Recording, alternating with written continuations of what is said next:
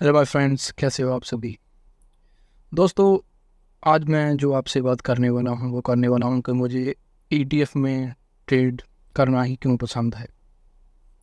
Single stock में मतलब ऐसा नहीं मैं सिंगल स्टॉक नहीं खरीदता, सिंगल स्टॉक भी थोड़ा खरीदता हूँ लेकिन कम क्वांटिटी में खरीदता हूँ। और क्या एक मार्केट में जब एक नया आदमी आता है उसको कहाँ पे शुरुआत करनी चाहिए। देखो, सबसे पहले हम जब मार्केट में आते हैं तो हमारे अंदर एक ख्याल होता है पैसा कमाने के बारे में, क्योंकि हर कोई यहाँ मार्केट में पैसा कमाने आया है। तो सबसे ज़्यादा इजी फास्टेस्ट वे जो हमें लगता है पैसा बनाने का, वो हमें लगता है ऑप्शन ट्रेडिंग। और 99% लोग जो पहले आते हैं पैसा कमाने के लिए वो ऑप्शन ट्रेडिंग में ही आते हैं। और जब उनको एक दो महीने में समझ आ जाती है कि भाई ऑप्शन ट्रेडिंग में पैसा कमाना इतना ईजी नहीं है और ऑप्शन सेलिंग करने का उनके पास पैसा नहीं होता, क्योंकि एक लॉट सेल कर में ही आपको जो है वो 80,000 से लेके 1 लाख लगेगा। और चलिए आप हैजिंग भी कर लेंगे तब भी आपको 25-30 हज़ार लगेगा। तो वहाँ पे आपको जो है वो 15 क्वांटिटी में मतलब 100 पॉइंट निकाल के भी आपको 1500 बनेगा। लेकिन वही ऑप्शन बाइंग में आदमी सोचता है कि 20,000 लगा के मुझे 5% या 20% बनेगा। तो ये एक डिफरेंस रहता है। लेकिन ऑप्शन ट्रेडिंग में जो है वो पैसा कमाना दोस्तों 99% लोगों के लिए तो इम्पॉसिबल ही है, क्योंकि ये एक हाईली स्किल जॉब है जो कि बहुत ज़्यादा सीखने के बाद ही आपको आ सकती है। क्योंकि इसमें जो आप पे दबाव पड़ता है, आपको जो चीज़ें वो मतलब उतार चढ़ाव इसमें बहुत ज़्यादा रहता है। एक 120 वाली चीज़ वहीं पे जो है वो 300 की हो सकती है, और 120 वाली चीज़ डाउन आके जो है वो ज़ीरो भी हो जाती है। तो इसमें जो है वो रिस्क मैनेजमेंट सबसे ज़्यादा ज़रूरी है। लेकिन ईटीएफ में क्या है, ईटीएफ में हम जो है वो बड़ी क्वांटिटी ले सकते हैं। अगर आप किसी ट्रेड में बड़ा जो है वो लॉट लेना चाहते हैं, जैसे कई लोग 1 लाख का लॉट लेते हैं, 2 लाख का लॉट लेते हैं, 5 लाख का भी आप लॉट ले सकते हैं। ईटीएफ में आपके अंदर कॉन्फिडेंस रहेगा, क्योंकि आपको पता है कि ज़्यादा से ज़्यादा एक ईटीएफ कितना गिर सकता है, 2% 3% एक दिन में, इससे ज़्यादा नहीं गिरेगी। और एक दिन में भी 2% गिरना बहुत बड़ी बात होती है। ईटीएफ एक दिन में 2% नहीं गिरता। तो मे बी ईटीएफ को ऊपर आ ही जाना है, क्योंकि ईटीएफ जो होता है बंडल होता है स्टॉक्स का, जिसमें हमारा पैसा एक स्टॉक में नहीं लग रहा बल्कि बंडल ऑफ स्टॉक में लगता है।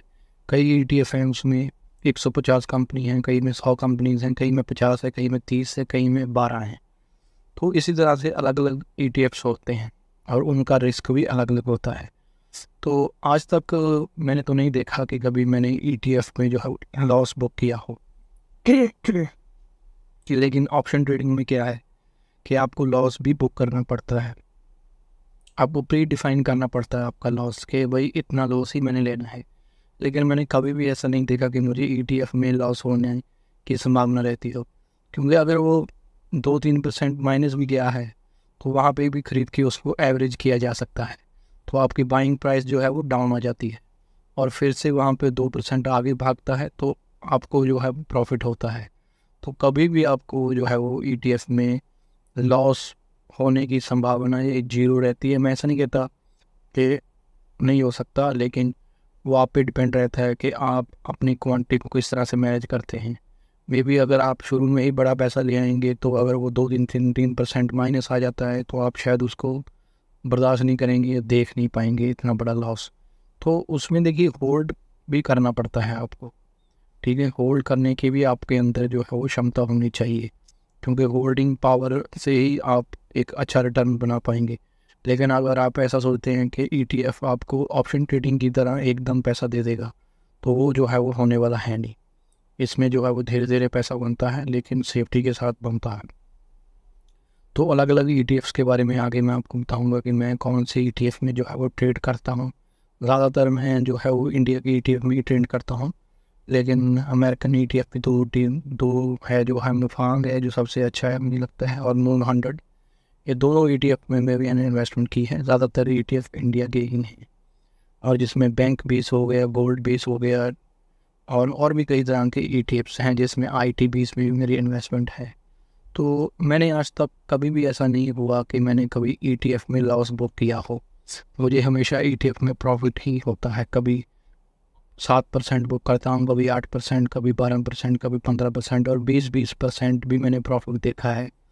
और ICICI B22 जो है वो ETF, उसको मैंने होल्ड किया था 4 महीने तक, जो कि मुझे को 35% का रिटर्न उसने शो किया, और वहाँ पे मैंने उसको बुक भी किया। तो आप मान के चलिए कि आप सिंगल स्टॉक में भी आपका इतना बड़ा कॉन्फिडेंस नहीं हो सकता। और जो कहते हैं ETF रिटर्न नहीं देता, तो एवरेज रिटर्न एक ETF 3 से 4% का हर महीने में दे ही देता है। कुछ महीना में भी ऐसा आ सकता है कि उसने रिटर्न 2% दिया, लेकिन ऐसा नहीं आएगा कभी कि कुछ भी उसने रिटर्न ही नहीं बना के दिया।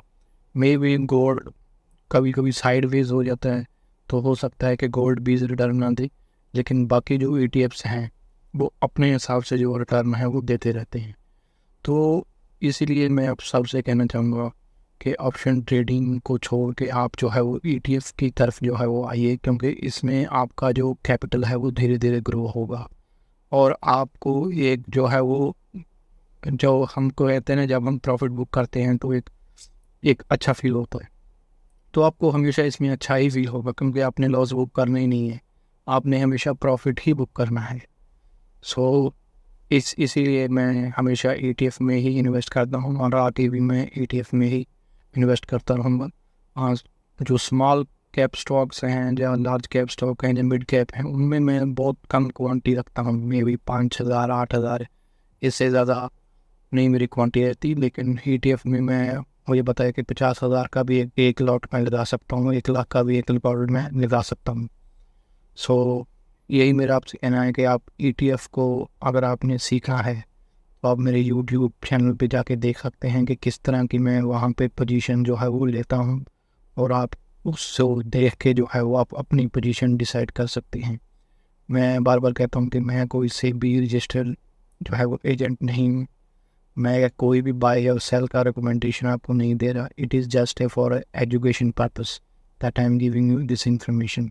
ये सिर्फ एजुकेशन पर्पस के लिए है जो मैं आपको इन्फॉर्मेशन अभी दे रहा हूँ, तो आप इसको सिर्फ एक एजुकेशन पर्पस के लिए ही लीजिए। Thank you very much.